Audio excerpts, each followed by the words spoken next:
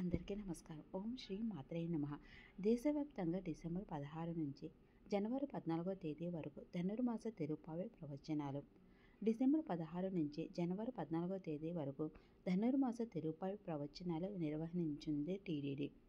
తిరుపతితో పాటు దేశవ్యాప్తంగా 233 కేంద్రాలలో ఏర్పాటు చేయనుంది. పవిత్ర ధనుర్మాసాన్ని పురస్కరించుకొని డిసెంబర్ 16 నుంచి జనవరి 14వ తేదీ వరకు దేశవ్యాప్తంగా 233 కేంద్రాల్లో ప్రముఖ పండితులు తిరుప్పావై ప్రవచనాలు చేయనున్నారు. ఈ మేరకు టీటీడీ ప్లాన్ చేస్తోంది. టీటీడీ అల్వారు దివ్య ప్రబంధ ప్రాజెక్టు ఆధ్వర్యంలో ఇందుకోసం ఏర్పాట్లు జరుగుతున్నాయి. ఇందులో భాగంగా తిరుపతిలో పాటు ఆంధ్రప్రదేశ్లో 76, తెలంగాణలో 57, తమిళనాడులో 73, కర్ణాటకలో 21, పాండిచ్చేరిలో 4, న్యూఢిల్లీ, ఒడిశాలో ఒక్కొక్క కేంద్రంలో తిరుప్పావై ప్రవచనాలు నిర్వహించనున్నారు. తిరుమల శ్రీవారి ఆలయంలోనూ ధనుర్మాసంలో సుప్రభాతం బదులు తిరుప్పావై నివేదించడం విశేషం.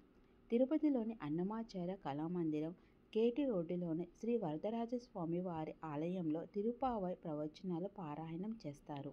12 మంది అల్వారులలో ఒకరైన శ్రీ గోదాదేవి ధనుర్మాసం చేస్తారు.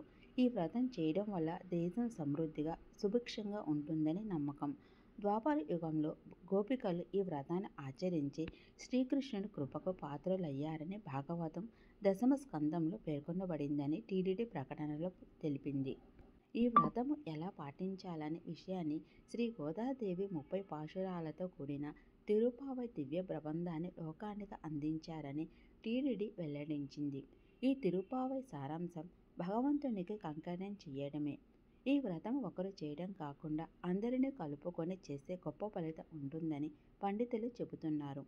ఈ సాంప్రదాయం ప్రకారం దేశవ్యాప్తంగా గల అన్ని వైష్ణవ దేవాలయాలలో తిరుప్పావై శాతుమూర నిర్వహించడం ఆనవాయితీగా వస్తుంది.